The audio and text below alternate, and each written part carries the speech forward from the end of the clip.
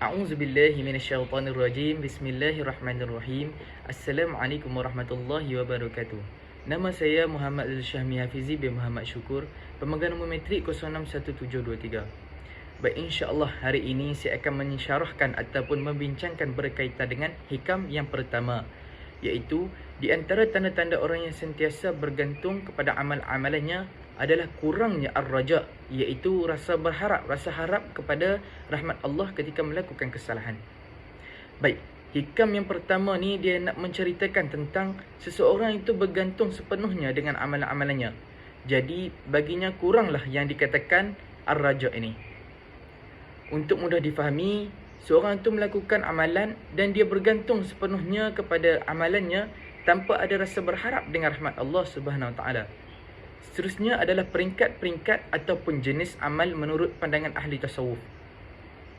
Amal ni terbahagi kepada tiga, iaitu yang pertama ialah syariat, yang kedua ialah tariqat, dan yang ketiga ialah hakikat.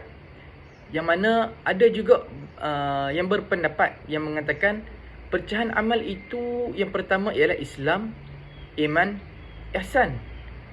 Lepas tu permulaan, pertengahan, pengakhiran, ibadat, kehambaan dan kemerdekaan. Syariat Islam, permulaan dan ibadah ni secara amnya adalah benda yang sama, tetapi perbezaannya hanyalah pada penggunaan kata sahaja. Seterusnya tarikat. Tarikat ni benda yang berkaitan dengan hati kita sendiri, iaitu sebagai contoh bila kita solat, kita akan rasa khusyuk dalam solat tu. Seterusnya hakikat. Hakikat ni kita berserah kepada Allah Subhanahu Wa Taala. Jadi segala amalan yang kita buat, kita berserah sepenuhnya kepada Allah Taala. Biarlah Allah yang menentukan sama ada amalan kita tu diterima ataupun ditolak. Maka oleh itu boleh dikatakan bahawa amalan syariat ni untuk memperbaiki anggota zahir, tarikat untuk memperbaiki hati, dan hakikat untuk memperbaiki roh. Baik, rawatan zahir yang boleh kita gunakan, yang pertama ialah kita bertaubat. Yang kedua insaf dari bertaubat, iaitu insaf daripada perbuatan dosa yang kita lakukan sebelum ni. Yang kedua ialah taqwa. Taqwa ni kita buat apa yang Allah suruh dan kita tinggal apa yang Allah larang. Dan yang terakhir sekali ialah istiqamah.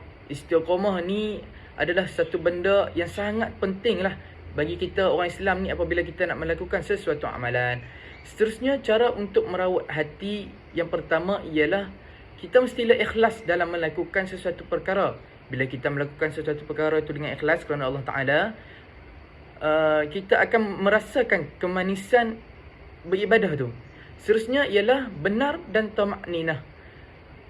Benar dan tamakninah itulah beberapa cara untuk merawat hati kita. Seterusnya rawatan yang berkenaan dengan roh ataupun sir. Yang pertama ialah muraqabah, yang kedua musyahadah, dan yang ketiga pula ialah makrifah. Baik, ni semua adalah beberapa rawatan yang mana kita boleh gunakan untuk merawat dari segi zahir, hati dan roh. Atau boleh juga dikatakan untuk merawat zahir adalah dengan menjauhi ataupun meninggalkan perkara yang dilarang oleh Allah Subhanahu Wa Taala dan melaksanakan segala perkara yang diperintahkan olehnya. Seterusnya untuk merawat hati. Baik, untuk merawat hati ni kita perlulah mengikis segala perasaan ataupun sifat tercela ataupun mazmumah dan dihiasi ataupun menghiasi diri kita dengan perasaan ataupun sifat-sifat mahmudah. Hati kita ni mestilah dipenuhi dengan sifat-sifat yang baik dan boleh mendekatkan diri kita kepada Allah Subhanahu Wa Taala. Seterusnya untuk merawat roh.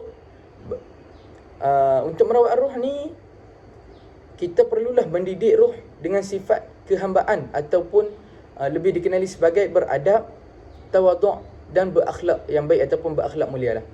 Baik, apa yang boleh kita ringkaskan di sini berkenaan dengan hikam yang pertama, iaitu amalan ni dia melibatkan anggota zahir, hati dan roh, dan bukan hanya melibatkan anggota zahir sahaja. Seterusnya, kita tidak boleh berpegang pada amalan kita semata-mata, tapi berpeganglah kita pada rahmat Allah Ta'ala. Kita tak boleh rasa kita masuk syurga ni dengan amalan kita semata-mata. Kita kena ingat kita masuk syurga ni dengan rahmat Allah dan bukan dengan amalan kita semata-mata. Akhir sekali, kesimpulannya yang saya boleh buat daripada hikam yang pertama ni ialah janganlah kita berbangga diri ataupun angkuh sekiranya sentiasa mengerjakan amal soleh. Kedudukan dalam golongan ini pun hanyalah kerana rahmat Allah Subhanahu Wa Taala. Oleh itu, hendaklah kita mensyukuri dengan cara yang sebenar-benarnya kerana Allah Subhanahu Wa Taala berhak untuk menarik balik rahmatnya pada bila-bila masa saja. Seterusnya, orang yang menghadapi banyak ujian dan halangan dalam mengerjakan amal soleh dan orang yang sering melakukan maksiat, janganlah berputus asa daripada rahmat Allah. Allah SWT boleh mengurniakan rahmatnya pada bila-bila masa sahaja dan kepada siapa sahaja yang dia nak bagi. Dan dengan rahmat itulah yang akan membawa golongan tersebut ke dalam syurga Allah SWT. Sekian saja daripada saya. Wallahu a'lam.